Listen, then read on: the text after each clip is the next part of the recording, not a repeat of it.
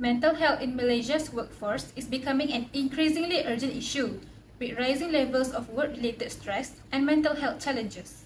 Workers often hesitate to seek help due to stigma and fear of career consequences. For example, they fear that it might threaten their career, especially in high-pressure fields like surgery. A 2019 survey highlighted that 51% of employees in Malaysia suffered from work-related stress. This contributing to a loss of productivity and costing the country an estimated of 14.46 billion ringgit in 2018. According to the latest 2022 report issued by the Access Technology from KC, Kuala Lumpur is the third most overworked city in the world.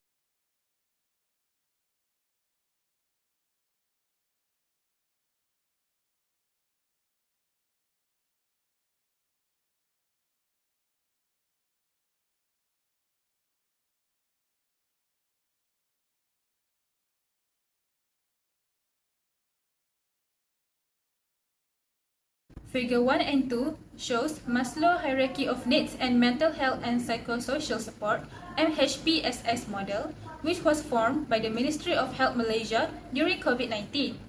Delivers to the victims, especially to affected individuals and workers. The model which follow the principle of basic needs provision. Assalamualaikum warahmatullahi wabarakatuh. My name is Zainur Rafiq bin Zaini, and now I will continue for my part, which is objective. Objective is the need to manage organizational behavior with respect to mental health in the workplace is particularly important in Malaysia, which is facing an increasing awareness of mental well-being and its impacts on employee performance. Main objectives include the creation of a non-threatening work environment, reducing mental health stigma, improving productivity, and maintaining compliance with both national and global standards for the workplace. So, the creation of a non-threatening work environment means organization wants to create a culture that is supportive and makes the employees feel valued. Organization offer programs that help manage the mental health of workers through counseling, EAPS, and flexible work arrangements. So, organizational response in Malaysia to facilitate work-life balance have also become increasingly important in some stressful industries. A supportive environment fosters the willingness to seek help when needed and fosters emotional resilience that boosts the morale of the whole organization. In Malaysia, reducing mental health stigma also important in the traditional perspective and societal norms have led to stigmatization of mental disorders. The management of organizational behavior seeks to break the stigma through education and awareness drive. So, organizations seek to drive home the point that discussion about mental health is normal and should be conducted without being judgmental by conducting workshops and providing training in mental health. Good mental health among employees has a direct relationship with their productivity and retention. Poor mental health associated with absenteeism, productivity, and retention. Poor mental health is associated with seek to minimize these negative factors by encouraging psychological safety and well-being. Uh, so, in such a situation, the employee will feel good mentally and thus contribute to effective performance, innovation, and commitment to staying. This objective also aligns with the broader goals of Malaysia to enhance workforce efficiency and competitiveness as a global level. Uh, Lastly, maintaining compliance with national and global standards for the workplace, integrating mental health consideration into workplace policies, managing organizational behavior with also conducting ethic business. This will not only protect employees but also increase the reputation of an organization. In summary, the objective of managing organizational behavior in relation to mental health in Malaysia is to create a resilient, productivity and inclusive workforce. Next is identification of problems. First, problems that can trigger mental health in a workplace is increased job demands, such as constraint, solid concentration, and high overload. Employees face a huge pressure and expectation in their roles. High level of skills, concentration, and efforts are required when the workers need to alert with the deadline or large amount of works in a short period. Often, workers need extra times and weekends to complete their work. Workers also need to make important decisions and carry their responsibility when they are dealing with a big project. Workers need to maintain high performance standard and multitask due to complete the goal. Furthermore, economic factor also can trigger mental health in the workplace. For example, job insecurity. Workers will feel fear of losing one's job that can cause anxiety to workers. Workers will face difficult due to financial instability, such as loans and bill payments that can emotional stress. Nowadays, money is important for survival. It's cover both, which is needs and wants. Additionally, lack of support can trigger mental health in the workplace. It can be divided into two, which is internal and external. Internal factor usually from persons that are close to the workers. The motivation from lack of family is one of the example. While the external factor is controlled by uncontrollable things, such as a workers will feel uncomfortable with the work environment due to lack of appreciation and support. It also can give bad impact to team dynamic and culture. Moreover, organizational culture also can trigger mental health in the workplace. For example, workers will feel stress due transitioning to a new organization because of different leadership style. Last but not least, lack of management and communication also can trigger mental health in the workplace, such as lack of team harmony and unclear work assignment. Workers will feel difficulty to understanding to complete their tasks. Limited participation in this decision making can cause limited idea. Long or fixed work schedule or understaffing and heavy workloads makes workers feel exhausted. Workplace bullying, harassment, and discrimination can make workers feel scared to go to work. Next, we move to issue discussion and analysis. Mental health is a rather taboo topic in Malaysia due to deeply ingrained societal norms and cultural values. Employees are afraid of being labeled weak or incompetent in case of disclosure of their mental health challenges. Such stigma keeps many people away from seeking help, thus living with untreated condition and worsening work performance. Organizations that do not take action to address the stigma run to the risk of creating an environment in which employees feel isolated and unsupported. Another major issue is the unawareness of management and employees regarding mental health and how it affects organizational behavior. Most leaders in Malaysian workplace may not understand how mental health issues manifest or how to provide appropriate support. This ignorance could lead to ineffective handling of employee concerns and a lack of intervention opportunities.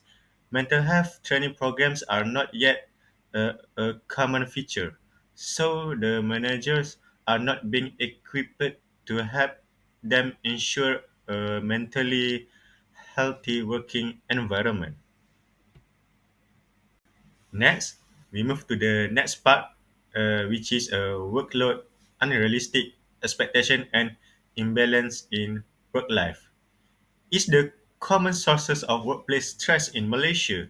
Many employees have to face long hours of work and intensive demands in industry, such as like finance, manufacturing, and healthcare, which eventually lead to burnout. The COVID-19 pandemic further worsened the situation, where most of the employees went through heightened stress due to challenges of working from home and job insecurity. The consequences are increased absenteeism, lower productivity, and turnover in organizations that do not work in the job stressors. The last point of discussion of issues is access to mental health service in Malaysia. Workplace is very limited. While large multinational corporations may offer EAPS, smaller organizations do not have the resources or ability to provide similar programs. Public healthcare systems are plagued by long wait times and a general shortage of mental health professionals. Further, reducing an employee's ability to seek timely support. So, where organizations do not have appropriate policies or resources regarding mental health, the well-being of the workforce can be easily neglected. So we move to the next part, which is analysis of issues. We start for the first point, which is overcome by effective leadership and a good organizational culture. Leaders have to model supportive behavior, prioritizing employee well-being for the whole organization. However, in many workplaces within Malaysia, traditional structures of hierarchy may inhibit communication of mental health issues for fear of being seen as weak, hence encouraging silence and avoidance. This stress that a greater need exists for training leaders on empathy and mental health awareness. However, we also have the enforcement and implementation are not consistent. Uh, Although Malaysia has made some progress on workplace mental health through legislation such as the Occupational Safety and Health Act, the enforcement and implementation are not consistent. Most organizations lack explicit policies that incorporate mental health into their overall occupational safety and health strategies. Stronger regulations, possibly coupled with incentive for compliance, might provide more motivation for organizations to take action. And last but not least, Malaysia's multicultural society requires special approach toward mental health. There are different perceptions of mental health and wellness among various ethnic and religious groups. A one size fits all approach risks alienating certain groups or being ineffective. Organizations should adopt policies that are inclusive and respectful of cultural sensitives while promoting universal standards of mental health. Now, let's start with the first recommendation, Comprehensive mental health policies. Organizations need to integrate mental health into their safety framework. This means weaving mental health consideration into workplace safety and health policies. Additionally, it's vital to include strategies that address key challenges, such as managing workplace stress, providing direct mental health support, and fostering a culture that is both inclusive and transparent. Lastly, prioritizing employee welfare should be at the core of these policies. By making mental health a priority in organizational strategies, companies can ensure a healthier and more supportive workplace for everyone. Another important step is launching mental health awareness campaign. This should include regular training sessions and workshops, not just for staff, but also for supervisors. This session should focus on educating employees about identifying mental health challenges and addressing them effectively. The more informed we are, the better we can support one another. Lastly, we need to work on reducing stigma. This involves fostering a judgment-free culture and normalizing conversation around mental health, creating an environment where employees feel safe to speak up. The third recommendation focuses on making support services accessible to all. One way to achieve this is by establishing a Employee Assistance Program or EAPs, which offer counseling and support. We should also collaborate with external professionals such as mental health specialists to provide expert guidance. For smaller companies, affordable option can be explored by partnering with NGOs or leveraging public healthcare system. Finally, we must ensure that support is prompt and professional. Timely assistance can make a significant difference for employees struggling with mental health challenges. Now let's talk about recommendations for encouraging work-life balancing. To begin with, flexible work schedules are crucial. They allow employees to accommodate their personal and professional needs effectively. Next, we need to ensure manageable workloads. Overwork and stress are major contributors to burnout, so a balanced workload is essential. Additionally, implementing supportive leave policies encourage employees to take time off when needed, which is vital for both mental and physical well-being. The benefits of this strategy are clear.